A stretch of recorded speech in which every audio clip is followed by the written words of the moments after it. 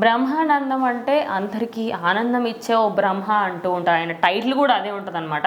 Present ఆయనకి సంబంధించి ఆయన బర్త్డే రోజు ఆయన అసలు ఇండస్ట్రీకి ఎలా వచ్చారు, వచ్చిన తర్వాత కామెడీ టైమింగ్తోని ఆహనా పెళ్ళంట నుంచి ఇప్పటి వరకు ప్రతి సినిమాలో అరే ఈయన ఉంటే చాలరా మూవీలో అని అనుకుంటాను. మీరేమంటారు? సో ఖచ్చితంగా ముందుగా హాస్య బ్రహ్మానందం గారికి హ్యాపీ బర్త్డే.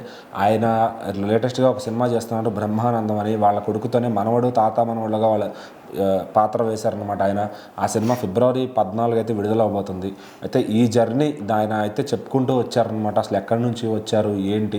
ఒకప్పుడు ఆయన లెక్చరర్గా చేశారనమాట, తెలుగు లెక్చరర్గా చేసి ఎక్కడో చిరంజీవి గారి సినిమా షూటింగ్ జరుగుతుంటే దాన్ని ఒక అమ్మాయికుడిలాగా అటు ఇటు దిక్కులు చూసి చిరంజీవి గారిని కూడా డిస్టర్బ్ చేసే విధంగా వచ్చినాయంట ఆయన చూపులు. ఎవరబ్బా ఇతను అని ఒక చిన్న చూపు చూశారంట చిరంజీవి గారు కూడా. ఆయనకు సన్మానించేటప్పుడు ఈ విషయం చిరంజీవి గారు చెప్తారు. ఈ బ్రహ్మానందం గారు బలవంతం చేస్తారు చెప్పొద్దు అని చెప్పి. బట్ ఆయన చెప్తారనమాట, నేను ఎక్కడో షూటింగ్లో బిజీగా ఉంటే అతను వస్తాడు, చూస్తూ ఉంటే ఎవరబ్బా ఇతను డిస్టర్బ్ చేస్తున్నాడు, ఇతని ఇంటెన్షన్ ఏంటో నాకు అర్థం కాలేదు. తర్వాత ఆ సినిమా జంధ్యాల గారు చెప్పారు ఇతను బ్రహ్మానందం అని తెలుగు లెక్చరర్ అండి అంటే, అప్పుడు నేను అయ్యో సారీ అండి మీరు ఎవరో అన్నగానే వాడు అనుకున్నా, దారుణ పోయేవాళ్ళు అనుకున్నా అన్నట్టుగా మాట్లాడారంట. ఆ తర్వాత ఆయన స్నేహంతో అట్లా మెల్లగా ఆహనా పెళ్ళంట ఆ సినిమాలో వాటిలో అవకాశం వచ్చి, అంతకుముందు ఏ సైడ్ రోల్లో కనిపించున్నా కానీ మెయిన్ క్యారెక్టర్ మటుకు ఆహనా పెళ్ళంతా బ్రేక్ అయితే వచ్చింది. ఇంకా అక్కడ నుంచి కెరీర్ తిరిగి చూసుకోలేదన్నమాట. ఈరోజు ఆ టైంలో 30 ఏళ్ళు పైనే ఉండొచ్చు ఆయనకి.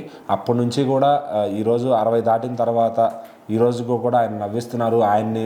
ఆయన లేనిదే మన డే గడవదు మేమ్స్తో. ఏ సోషల్ మీడియా చూసినా కూడా, ఫేస్బుక్ అయినా ఇన్స్టాగ్రామ్ అయినా ట్విట్టర్ అయినా ఆయన మేమ్స్ ఆయన వీడియోలతో చాలామంది ఇప్పటికీ ఆయన చూడంగానే నవ్వు వస్తుంది.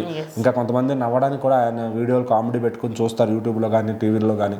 అంటే మరి ఆయన జర్నీ మామూలు విషయం కాదు, చాలామందికి ఇన్స్పిరేషన్ అనమాట. సో ఒక కమెడియన్ కూడా సినిమా హీరోల కంటే ఏమి తక్కువ కాదు అనే రేంజ్లో ఈరోజు చిరంజీవి గారికి, బాలకృష్ణ గారికి, నాగార్జున గారికి, వెంకటేష్ గారికి ఆ తరం నటుల్లో ఎంత వాల్యూ ఉందో ఇటు బ్రహ్మానందం గారికి కూడా అంతే వాల్యూ ఉంది. ఆయన రెమ్యునరేషన్ కూడా ఏమాత్రం తక్కువ తీసుకోరు అనే విధంగా ఉంటుందన్నమాట.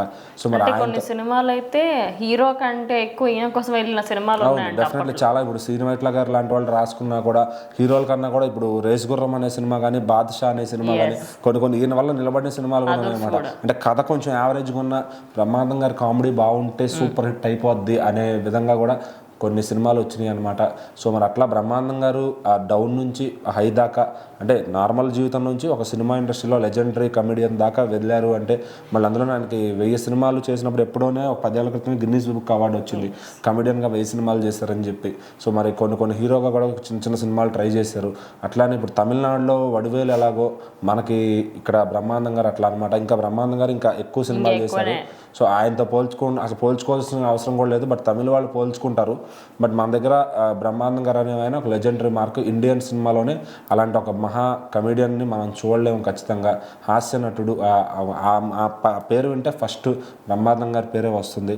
మరి ఈ జనరేషన్లో ఆయన రీక్రియేట్ చేసే వాళ్ళు అయితే ఎవరు లేరు. కానీ కాస్త కూస్తో ఆ పేరంతా కూడా వెన్నెల కిషోర్ గారికి వస్తుంది, ఏదో కొంచెం నవ్వించగలుగుతున్నాడు అని చెప్పి. సో మరి బ్రహ్మానందం గారిని మళ్ళీ బీట్ చేసే అంత హాస్య నటుడు తెలుగు ఇండస్ట్రీలో కానీ మన సౌత్ ఇండియాలో ఎక్కడన్నా వస్తారేమో చూడాలి.